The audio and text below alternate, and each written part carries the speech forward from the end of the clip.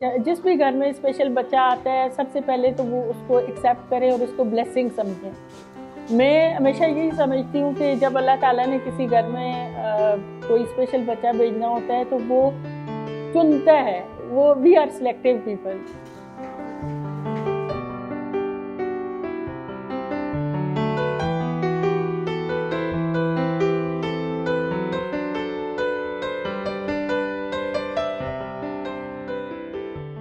मेरा नाम समीना कौसर है और मैं बेसिकली एबटाबाद से ही मेरा ताल्लुक है। वो दिन याद करती हूँ जब डॉक्टर ने फर्स्ट टाइम मुझे बताया था कि ही इज़ नॉट नॉर्मल। मैंने सबसे पहले तो इस चीज़ को एक्सेप्ट किया। 22 साल इसी तरह मैंने अपने बेटे पे काम किया और आज आप सब लोगों के सामने है मेरा बेटा किस तरह इंडिपेंडेंट माशाल्लाह 99% वो नॉर्मल लाइफ गुजार रहा है।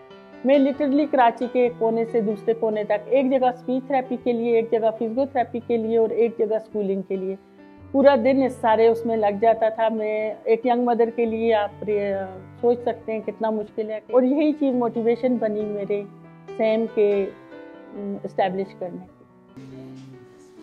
जब हम एबटाबाद लेके आए तो यहाँ पे एक प्रॉब्लम जो मुझे कराची में भी रही कि आरिज को नॉर्मल स्कूल वाले एक्सेप्ट नहीं कर रहे थे क्योंकि वो माइल्ड जो डाउन सिंड्रोम की किस्म है, माइल्ड में वो आता था, सीवियर नहीं था।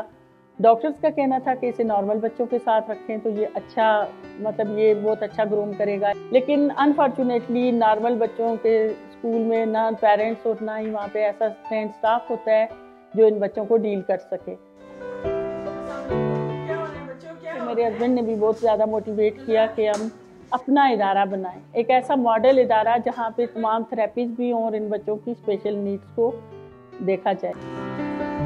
Same institute of special education and rehabilitation हम लोगों ने स्टार्ट किया इस कॉन्सेप्ट के साथ कि हम रिहेबिलिटेशन थ्रू थेरेपीज और इसमें स्पीच थेरेपी, फिजियोथेरेपी और psychotherapy what ever they need. माशाल्लाह अभी तक हमारे पास 50 से ज़्यादा बच्चे हैं, लेकिन मेजर जो हमारी सक्सेस स्टोरीज़ हैं वो ये है कि हम छोटे बच्चों के साथ हमने बहुत ज़्यादा काम किया। जो बच्चे पेरेंट्स के पास हाथों पे उठाए हुए आते हैं, अल्हम्दुलिल्लाह उनकी फिजियोथेरेपी, स्पीच थेरेपी के बाद वो बच्चे चलने लगते हैं और जो बोल बिल्कुल भी नहीं सकते वो बोलने लग गए। आइज, नोज, पेरेंट्स का जो जज्बात होते हैं वो दीदनी होते हैं। उस वक्त जब उनका बच्चा पहला लफ्ज़ मामा, बाबा या कोई भी ऐसा लफ्ज़ बोलता है जो वो सुनने के, और हर माँ बाप को ख्वाहिश होती है कि मेरा बच्चा माँ बाप का नाम ले, मामा बाबा बोले।